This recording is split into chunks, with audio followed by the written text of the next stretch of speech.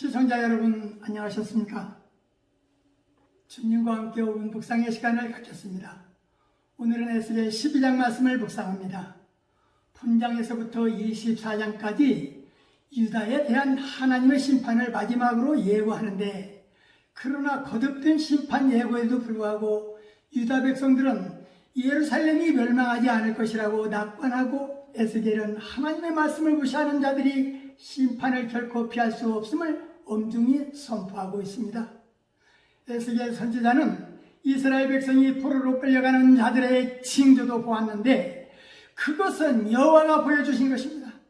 여호와는 에스겔에게 그들은 눈이 있어도 보지 아니하고 들을 귀가 있어도 듣지 아니하니 마음이 굳어진 패역한 족속이라고 하셨습니다.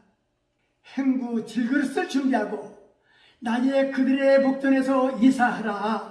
그들이 패역한 족속이라도 혹 생각이 있을 것이 아니냐.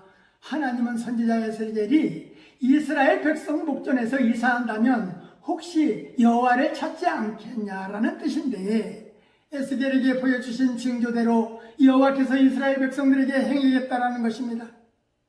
무리가 성벽을 뚫고 질그릇 행구를 가지고 나가고, 그중 왕은 어두울 때에 어깨에 행구를 메고 나가며 눈으로 땅을 보지 아니하려고 자기 얼굴을 가리울 것이라. 그 호위하는 자와 부대들을 다 사방으로 흩으시고 또 그 뒤를 따라 칼을 빼리라. 이방인들 가운데서 그들을 흩었을 때에 그들이 다 여호와인 줄을 그때 알리라. 그중 몇 사람은 남겨 칼과 기근과 운역을 벗어나게 하여 이방인들에게 자기의 가정한 일을 자백하게 할 것이니 그때 그들이 나를 여호와인 줄 알 것이라 하셨습니다. 에스겔에게 한 가지 더 징조가 나타났는데, 떨면서 음식을 먹고 놀라고 근심하면서 물을 마시는 징조였습니다. 이스라엘 백성이 놀라면서 물을 마시고 그때 그들은 나를 여호와인 줄 깨달을 것이라. 이스라엘 백성은 심판에 대한 예언을 많이 들었음에도 불구하고 그들은 여전히 회의적이었습니다. 그들은 자신들의 세대에는 심판이 결코 오지 않을 것이라고 믿었던 것입니다. 더구나 바벨론에 끌려온 유다인들도 예루살렘에 남아있는 자들과 마찬가지로 예루살렘 성은 결코 망하지 않을 것이며 자기들은 곧 귀환될 수 있을 것이라고 믿고 있었던 것입니다. 에스겔은 백성들의 잘못된 낙관주의를 고쳐주려고 하였습니다. 백성들은 하나님의 말씀 그대로 성취되는 사실을 에스겔의 상징적 행동을 통하여 깨달아야 했습니다. 본문 27절에 묵시라는 말이 언급되는데, 묵시는 하나님의 계시를 무아의 경지에서 받는 것을 의미합니다. 신약에서는 하나님 편에서 감춰진 진리와 사랑을 인간에게 밝히 나타내주는 일을 뜻합니다. 그러나 거짓 선지자들은 하나님으로부터 묵시를 받지 않았기 때문에 그것이 성취되지 않을 때 거짓 묵시임이 드러나는 것입니다. 묵시의 특징은 다음과 같습니다. 하나님의 정하실 때에 이루어지는 것이고, 거짓 묵시는 응답이 없는 것입니다.